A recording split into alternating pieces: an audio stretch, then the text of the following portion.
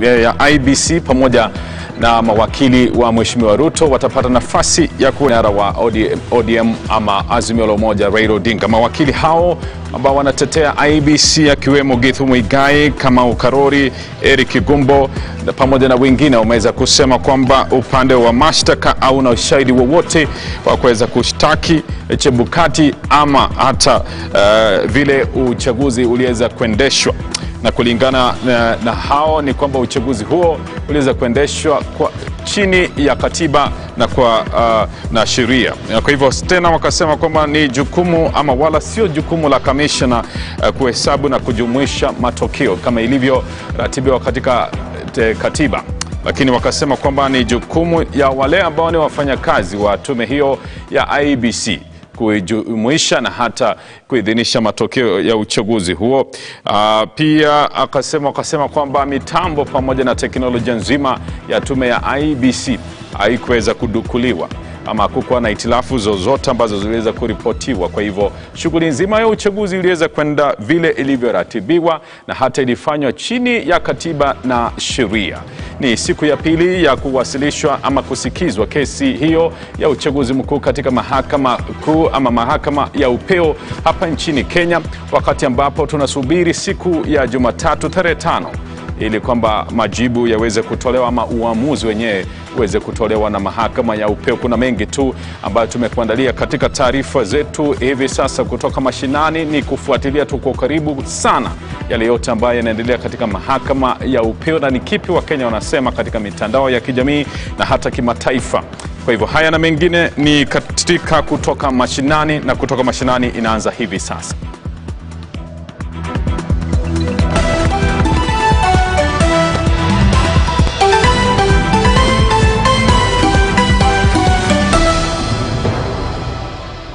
Na mawakili wa tume huru ya uchaguzi na mipaka IBC wametetea vikali utendakazi wa IBC na kusisitiza tume hiyo iliandaa uchaguzi wa Agosti 9 kwa mujibu wa sheria na maagizo ya mahakama. Mawakili hao aidha wametetea mwenyekiti wa IBC Wafula Chebukati na kukariri wadhifa wake unampa mamlaka ya kutangaza matokeo ya urais, zoezi ambalo alitekeleza tarehe 15 Agosti. Kwa kijibu kwamba ushahidi wa mawakili wa Raila, mawakili hao wamepuzilia mbali kesi iliyowasilishwa na kinara huyo wa Azimio na kuitaja isiyokuwa na ushahidi wowote wa madai yaliyoibuliwa. Tupate. IEBC and its chairman conducted the 9th August 2022 presidential elections strictly in compliance with the guidelines that this court has given. My lords, since the annulment of the presidential election in 2017, IEBC overhauled its entire electoral process procedures to align those procedures with the guidelines that my lords had given.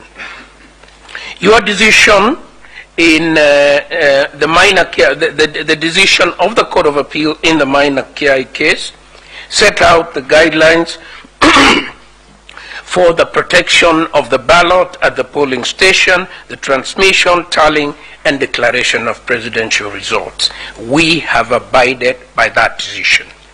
Your decision, my lords, in Raila Odinga versus IEBC petition number 1 of 2017 rendered even more detailed clarifications on the procedure. The decision in the National Super Alliance versus the Independent Commission gave further clarification as to the very controversial issue up to that time of how to handle complementary voting. And again, we learned from that and we have used that in this election. Since 2017, over the last 5 years, the IEBC undertook post-election evaluation. It reviewed its strategic plan. It developed an elections operations plan, a boundaries review operations plan, continuous registration of voters, and several other measures that flowed from the guidance that this court had given. This, my lords, is a petition about facts. It's a petition about what happened. What happened, when, where, with what consequences. And therefore, ultimately, notwithstanding the very lucid and learned and honest arguments by my very learned friends to my right, this petition is about numbers. It is ultimately about numbers. The petitioners have tried to argue every other point except numbers. This court confirmed that in fact this gentleman is the returning officer, national returning officer, for purposes of the presidential election. And so the issue of him styling himself, my lords, does not arise. And it just shows you the levels to which the chairman has been unfairly vilified in a situation where the law is quite clear in the conduct of, on how he should conduct his affairs. The other thing that was also clarified a lot, my lords, and I'm just referring to this because there's no need for me to argue this, if the authorities already say so, is that the chairperson, the verification that is referred to in Article 138 3C, this court said that the verification that is undertaken by the commission employees, by the people that we saw in the rotunda, in the tallying center, it says the first respondent on behalf of the second respondent, commission employees on behalf of the chairperson, must verify the results against those in the transmitted Form 34A. So that the way the petitioners have put it is completely the other way around. They are suggesting that the chairperson is the one who undertakes activities on behalf of the commissioners. It's actually the other way around. It is the commission employees that undertake the verification process on behalf of the chairman to enable him declare the outcome of the results. Which takes me, my lords and my ladies, to the next issue that I want to cover, which is the declaration of the result a plenary decision? And the question that we must start with is, what is the decision that needed to be made at the National Tallying Center? What is the decision? And my lords, if you look at the architecture of Article 138 of the Constitution, and you look at the Elections Act, there is absolutely no decision that is supposed to be made at the National Tallying Center. None. The only thing that's supposed to be done is an arithmetic exercise, which is tallying, aggregating the results, verify that the form that has been brought by the constituency returning officers, Form 34A, the original, compares or is the same as that which was transmitted electronically. Then add up the numbers. And then the chairperson is supposed to determine whether the threshold in Article 138(4) has been met, which is, has the person met the 50% plus 1 threshold? It's a question of arithmetic, which the chairman must make. And lastly, make a declaration whether there is somebody who has been validly elected. Naam, tume ya uchaguzi ya IEBC kupitia wakili wake Eric Gumbo imeiambia mahakama ya upeo kwamba vifaa vya kimskit vikufutiliwa kama vikuitilafiwa kama anavyodai Raila Odinga na Martha Karua. Tume hiyo pia imeshikilia kuwa raia wa Venezuela walikuwa miongoni mwa wafanyakazi wa IEBC, hivyo basi walikuwa na idhini ya kuingia kwenye mtandao wa IEBC. Tume hiyo imeongeza kuwa ushahidi uliowasilishwa katika mahakama ya upeo ni ule wa uchaguzi wa mwaka 2017. Tupate taarifa hiyo. The second attempt again by John Githongo in his affidavit to try and present some form of evidence is in the form of logs which were alleged to have been gotten somewhere. It says Karen with these 56 mysterious people, and this I think is what senior counsel Professor Githu Muigai was talking about, hearsay on the back of hearsay. I was told that I had. Really, is that the sort of evidence that we want to present before this court? We took time, that is, the ICT team took time to study the logs that were presented. My ladies and my lords, I'm sure you have appropriate infrastructure to be able to make a determination on your own as to what these logs entail. From the analysis that were conducted, and this is again contained in the affidavit of Martin Nyaga, these logs arose potentially or were picked potentially from the 2017 general elections. There is the heavy weather that was made about the Venezuelans. A specific name has been dropped of one Gaidino Omar. My ladies and my lords, the contract between Smartmatic and IBC was for the supply and maintenance of the infrastructure that they had. It then meant that they had to bring their personnel to manage or just monitor the smooth running of that system. I would want to again equate this to a situation where in your house you decide to assign a plumber to do for you some work. When the plumber comes to do the work, then you raise an alarm and say, oh wait, there's a plumber in my house. How is a plumber to do the work that he's supposed to be doing in the house? Certainly, it does not make much sense. If you expect the plumber to fix the plumbing problem, then certainly you must give him access to the plumbing problem that you have. Now, I have looked at, and we've tried perusing through all these documents. There is not a single form that has been presented which appears to suggest, even in the lightest of ways, that there was any interference. And again, just relating this to the architecture of our elections, if at all there was any such interference, it would have been an interference that goes into the numbers. Now, because we have not seen that, is this the case then, therefore, why numbers has become a very dicey and perhaps an area where everybody would want to avoid or run away from?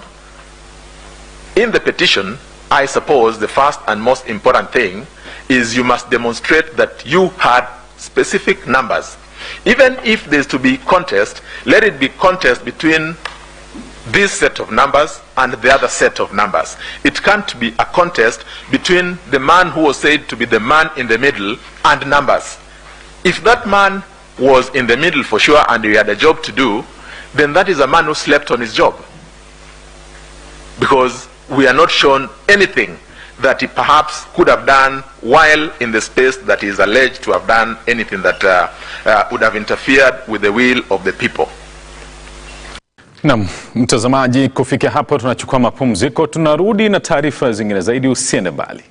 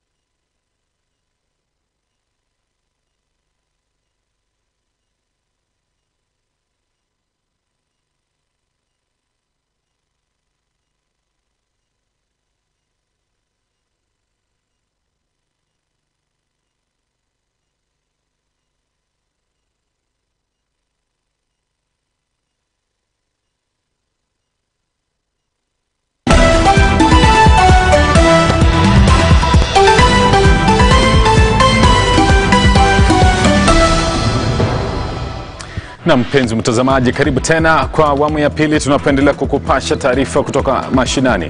Madaktari 35 walioachishwa kazi na aliyekuwa gavana wa Laikipia Nderitu Muriithi wamefikia makubaliano na gavana Joshua Irungu yaliyozingatia mambo kadhaa yakiwemo serikali ya kaunti kufutilia mbali malimbikizo na kuondoa kesi dhidi ya serikali ya kaunti hiyo. Baada ya miezi 40, madaktari 13 wataweza kuanza kazi kuanzia leo, huku wengine wakirejea kazini mwezi ukiisha.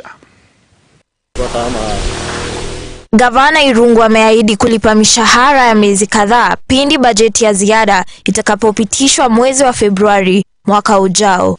We have negotiated and we have been negotiating for the last almost 1 month, back and forth, and today the white smoke is that we have agreed that the doctors, because ya yale upendo wako Naye Laikipia wao na kwa sababu ya the olive branch that we have extended as the governor, we have settled on a balance.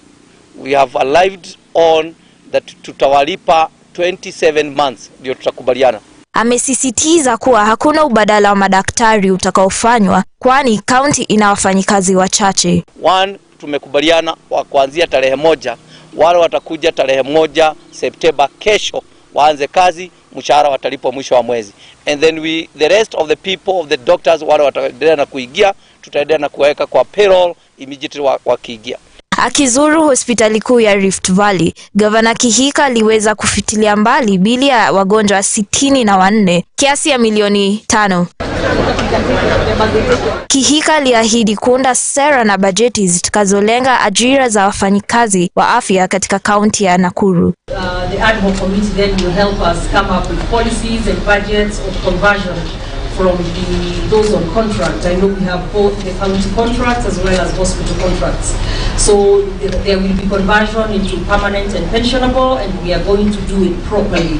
So we are going to have an ad hoc committee in place so that, as I said, in my first 100 days, I want to make sure that that is taken care of, and the policies are streamlined as well as budgets figured out so that we can make that a reality.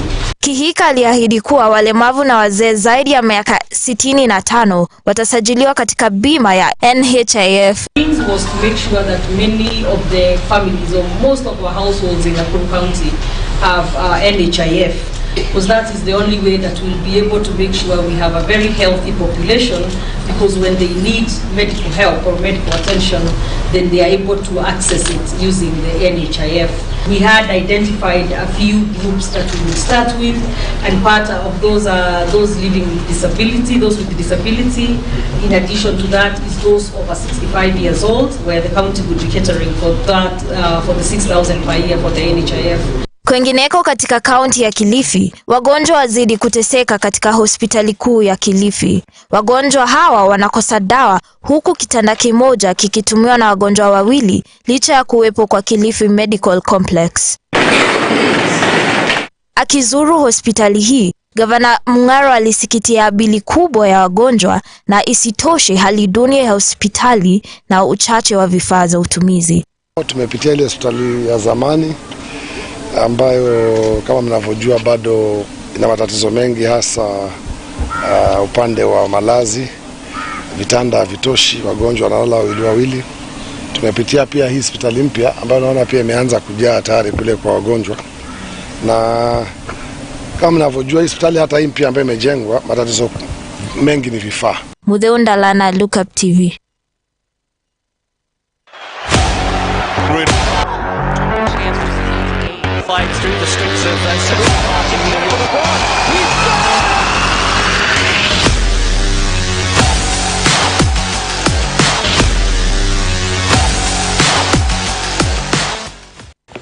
Naam, mtazamaji, na kwenye sport ni kwamba klabu ya KCB ilishinda washindi wa ligi ya kitaifa APS Bomet goli 1-0 kwenye mechi ya kirafiki ugani Camp Toyoyo. APS ambayo wamepanda kwenye ligi kuu nchini FKF walifungua na washika benki kupitia mchezaji Francia Cairo. Vijana wa Zerekeo